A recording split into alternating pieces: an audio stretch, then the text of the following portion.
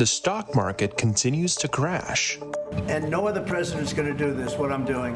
After President Donald Trump doubles down on his tariff plans. Last call to file your taxes. It's encouraged to pay as soon as you can in order to avoid additional penalties and interest. What to do if you still haven't started. Bad beach day. I mean, I was just screaming my head off. A Florida man severely injured while sunbathing. These stories and more coming up on Newsbreak. Good morning, South Florida. I'm Ivani Lewski. And Stephanie Tenia. Today's Tuesday, April 8, 2025. Live from the Lee Caplin School of Journalism and Media in North Miami, this is Caplin News. There's an old saying in sports, defense wins championship. That's exactly what happened in the final seconds of the college basketball championship game last night, where the University of Houston could not even get off a shot, losing to the Florida Gators 65-63. If you stayed up late last night, you saw how that game ended. But there's something you did not see. In the early morning hours today, the Gators and their national championship trophy were treated to a boat parade along the San Antonio riverfront. It was the host city for the tournament inside the Alamodome. That's where CNN's Coy Wire caught up with head coach Todd Golden. Our senior leaders have been a lead all year, and our younger front court players make sure they reach that level that's expected on every night. It led us to 36 wins. Thank you. Led us to 36 wins, and now we're national champions. And now you told me after a win you were maybe going to bust out the robot mosh pit with your team. Yeah. I don't know, man. I don't got it yet. I got to wait till the team gets in here. No game in Gainesville, no problem. For UF students, they watched it from their home arena anyway, and even stormed the court when the score went final. Extreme instability on Wall Street as President Donald Trump tariffs continues to rattle the stock market. U.S. stock stumbled for the third straight day after a brief upturn fueled by false rumors of a 90-day pause. The president doubled down on his tariff plan, including a direct message for China. CNN's Sherelle Hoover has the latest on the ongoing tariff saga. President Donald Trump issued a new threat to China Monday: comply or else. If that tariff isn't removed by tomorrow at 12 o'clock, we're putting a 50% tariff on above the tariffs that we put on. He made the comments while hosting Israeli Prime Minister Benjamin Netanyahu at the White House.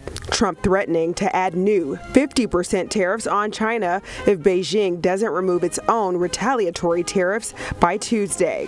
It's the latest move in what many economists are calling a global trade war. I have great respect for China, but they can't do this. We're going to have one shot at this. And no other president's going to do this, what I'm doing. Some Republican leaders are urging patience in Trump's economic plan. I mean, I think you got to give the president the latitude, the runway to do what it is he was elected to do. While on Wall Street, fears of a recession sent U.S. stocks on a roller coaster ride. After another extremely volatile day, stocks closed mixed, with the Dow and S&P sliding after Trump said he's not looking at pausing tariffs. This is a shock that markets haven't really dealt with before. Meanwhile, Trump promising his plan will bring what he calls historic prosperity to Americans. Tariffs will make this country very rich. I'm Sherelle Hubbard reporting. Apple may be shifting business from China to India for the manufacturing of iPhones after Trump's tariffs on Beijing. According to the Wall Street Journal, the company is considering sending more iPhones to the United States from India to avoid higher tariffs. Nearly 50% of Apple's revenue comes from iPhones, and investors are concerned about the tariffs' impact. Around 25 million iPhones will be made in India this year, with 15 million made for the U.S. There will be about 50% of U.S. demand and iPhones are produced in India. A criminal trial is still on the horizon. On the eve of the trial, Boeing reached a last-minute settlement with two families who lost loved ones in the 2019 Ethiopian Airlines 737 MAX crash. Antoine Lewis and Darcy Belanger were among the 157 people killed in a similar crash involving a Lion Air 737 MAX that happened in 2018. More civil trials are ahead, and Boeing's criminal case starts June 23rd. This morning, a man recovering after a day at the beach turned into a nightmare over the weekend. As he was sunbathing, deputies say a 61-year-old driver ran over the 33-year-old with a Jeep. WESH's Pamela Combe has more on the tragedy. I mean, I was just screaming my head off, screaming bloody murder, of course, because I was just in so much pain. This all happened Saturday afternoon. Deputies say the driver left the travel lanes, backed into a parking spot, and ran over Janie's head and body. So now I have a forearm that's broken in two places, both bones in the forearm, clean break, and then my femur, which was broken. That they just had to put a titanium rod in yesterday. Witnesses called 911 immediately. Yes, someone's been hit on the beach with a car. Okay, what's the location?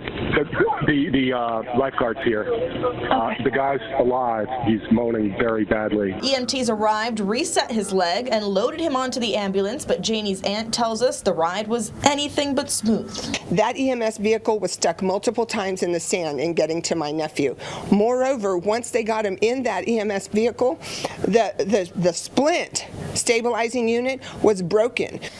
Doctors immobilized his arm and performed surgery Sunday on his leg. The recovery will be painful and long.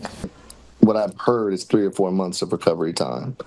So obviously I'll be in a wheelchair, then potentially crutches or something to that effect.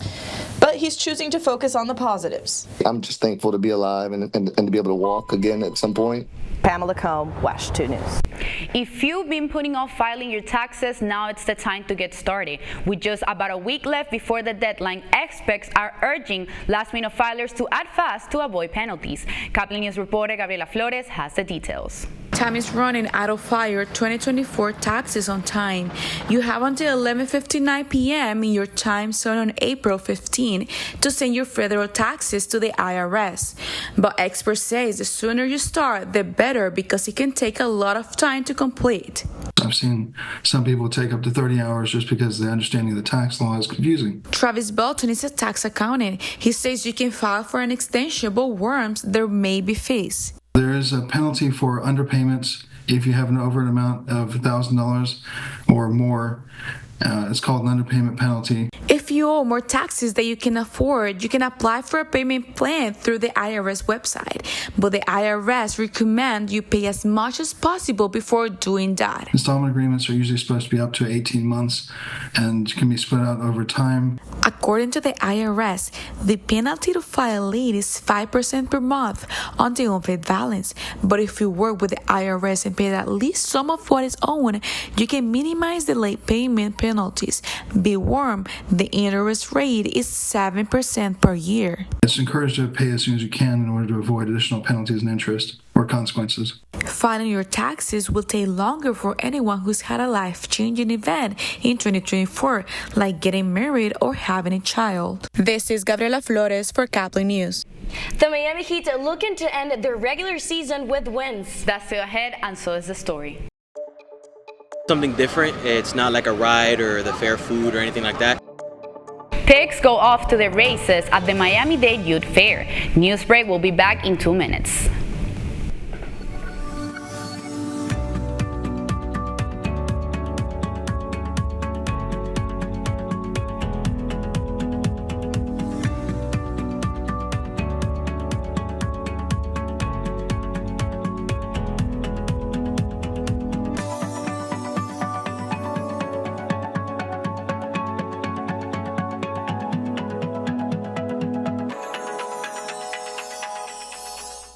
See us dream. See us remember. See us protest. You matter. Your feelings matter. Your identity matters. Everything about who you are matters. See us fight back. See us rebuild. See us shatter stereotypes. See us inspire. See us united. See us now. There are 16 million children struggling with hunger in America. That's 1 in 5 daughters, sons, neighbors, and classmates who don't know where their next meal is coming from. Yet billions of pounds of good food go to waste every year. It's time we do something about it. Feeding America is a nationwide network of food banks that helps provide meals to millions of kids and families in need. Visit feedingamerica.org to help them feed even more. Together, we can solve hunger. Together, we're feeding America.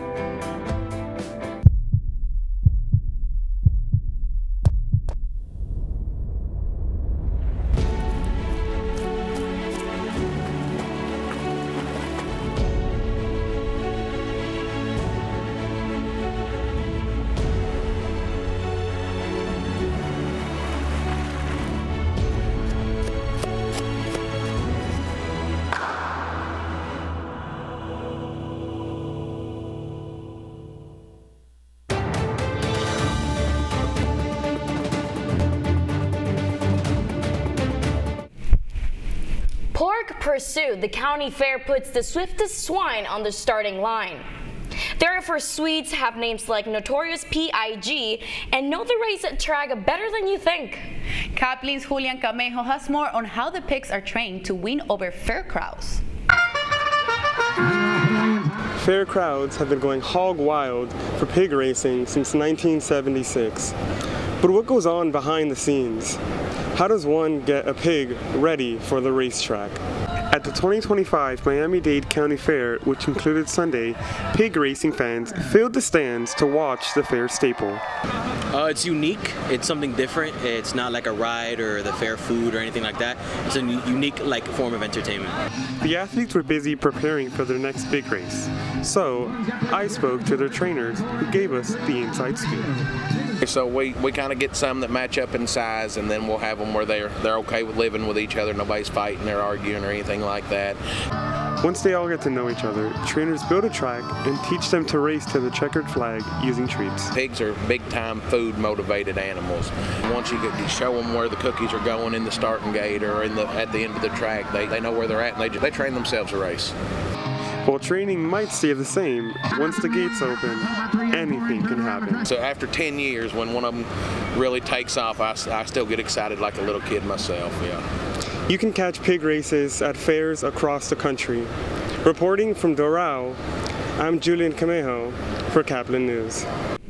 With just a few games left in regular season, every game counts, and the Miami Heat made sure they secured a win in last night's game against the Philadelphia 76ers. Although they were missing star players like Bam Adebayo, Andrew Wiggins, and Kevin Love, this did not stop them.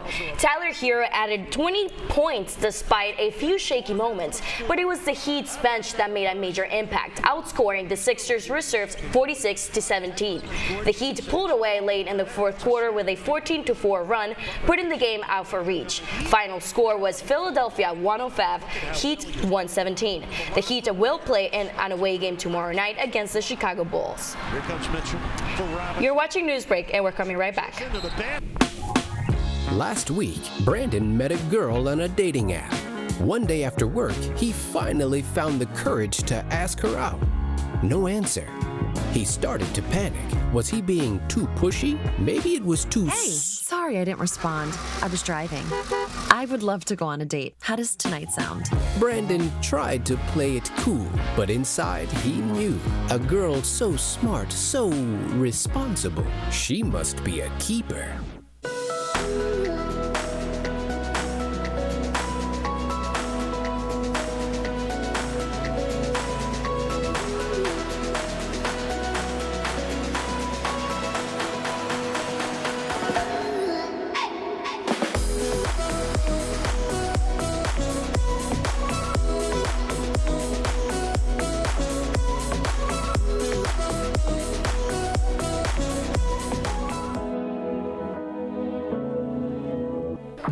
How do you know when you've made the right decision? It's the feeling you get in your gut. The one that tells you what's right or wrong. It's the one that says, sure, I can have a drink. Or the feeling that says, okay, I've been drinking. Now what? It's the voice inside you that says, I'm buzzed. Better leave the car when it's time to go. Plan ahead. Catch a sober ride. Buzz driving is drunk driving. Every day, millions of people are connecting. and even though we're overcoming obstacles, watching each other's backs, and banding together, we should still make an effort. We should still make an effort to get to know each other on a deeper level. Father, cosplayer, mentor, actor. It's time we take a step forward. It's time we take a step forward. Come together and discover how accepting our differences can make us stronger. That's all the time we have for Newsbreak. I'm Stephanie Tenia. I'm Ivani Lewski. Get more news anytime at CaplinNews.fiu.edu.